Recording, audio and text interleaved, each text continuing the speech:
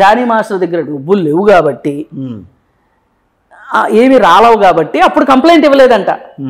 అంటే ఇప్పుడు మీరు చెప్పండి, ఆ రోజు జరిగినా కానీ కంప్లైంట్ ఇవ్వలేదు అని చెప్తున్నట్టేగా ఆయన. అంతేగా, మరి దానికి అర్థం అదే కదా. ఇప్పుడు ఎందుకు ఇస్తుంది అంటే ఇప్పుడు జానీ మాస్టర్ దగ్గర డబ్బులు ఉన్నాయి కాబట్టి, పరపతి ఉంది కాబట్టి, పేరు ఉంది కాబట్టి, ఒక రాజకీయ పార్టీలో కూడా ఉన్నాడు కాబట్టి అతను పరువు తీయడానికి, అతని దగ్గర నుంచి డబ్బులు గుంజటానికి, అతన్ని వేధించడానికి ఇప్పుడు ఆ అమ్మాయి కేసు పెట్టింది అనేది ఇతని ఉవాచ. మరి ఏది కాకపోతే నిజంగా అతను ఏం చేయకపోతే పోక్సో చట్టం లాంటి ఒక పెద్ద చట్టాన్ని తీసుకొచ్చి అతని మీద మోపడం కానీ, అతన్ని అదుపులోకి తీసుకోవడం కానీ, ఇవన్నీ నిజంగా ఒక పర్ఫెక్ట్ ప్రూఫ్ ఉండబట్టే కదండి ఇవన్నీ. లేదండి, ఆయన ఉద్దేశం ఏంటంటే ఇది ఒక రాజకీయ కుట్ర.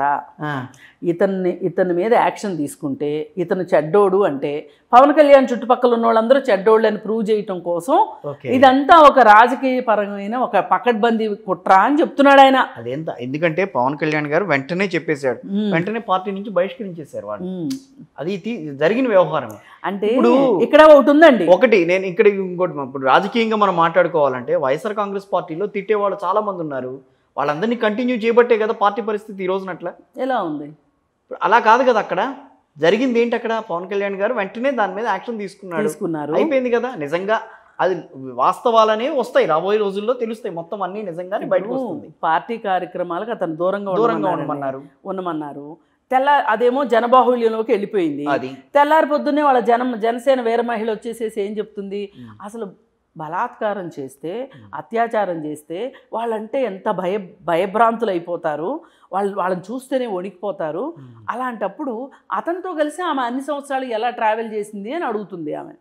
కానీ వీళ్ళకి అర్థం కావాల్సింది ఏంటంటే వీళ్ళు ఈ 16 ఏళ్ల వయసులో వీళ్ళు మామూలు పిల్లల్లాగా ఉండరు. వాళ్ళు అదొక లోకంలో, అంటే ఒక రకంగా ఆ డాన్స్ ఇప్పుడు వాళ్ళు వేసే డాన్స్ చూస్తేనండి మనకు మతిపోతుంది. ఇంత ఎనర్జీయా అనిపిస్తుంది. వాళ్ళ స్టెప్పులు అవన్నీ ఎలా గుర్తుపెట్టుకుంటారు, అంత సింక్రనైజ్ అయ్యి ఎలా వేస్తారు అంటే వాళ్ళ ప్రాక్టీస్, వాళ్ళకి రోజంతా అదే పని. సరే వేసి అయింది, తర్వాత చేసి ఇప్పుడు ఈ మధ్యలో ఏమీ వేధింపులు లేవని చెప్పట్లేదుగా అమ్మాయి. ఆ రోజు జరిగింది, ఇప్పుడు నేను కంప్లైంట్ ఇస్తున్నానని చెప్పట్లే, ఆమె కొనసాగింపు ఉంది అని చెప్తుంది.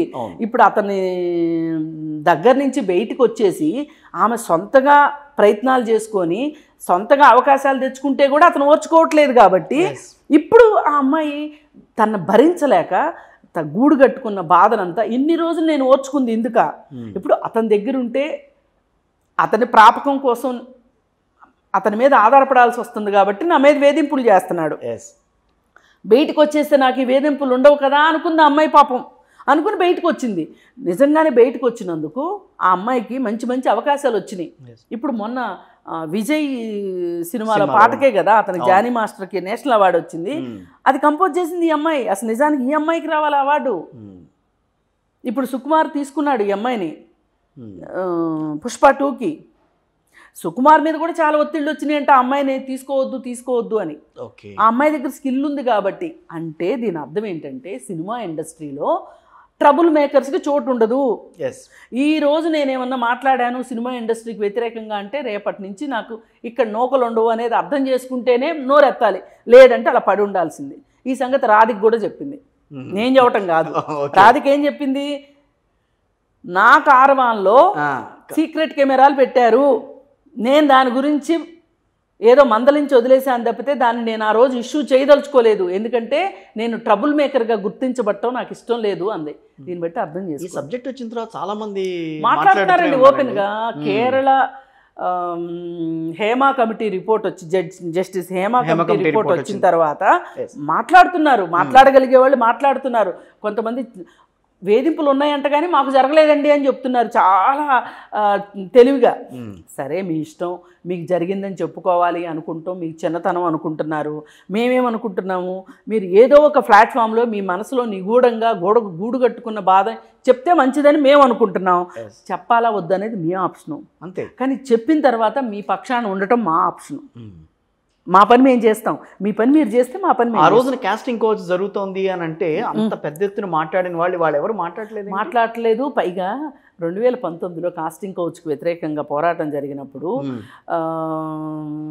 ఈ ఉమెన్ అండ్ ట్రాన్స్జెండర్ జేఏసీ వాళ్ళందరూ ఏమన్నారంటే, ఏమండి మనకి 2013లో పని ప్రదేశాల్లో మహిళలపైన లైంగిక వేధింపుల నిరోధానికి ఒక చట్టం వచ్చింది. ఆ చట్టం ప్రకారం మీరు ఐసీసీ కమిటీలు వెయ్యండి ఇక్కడ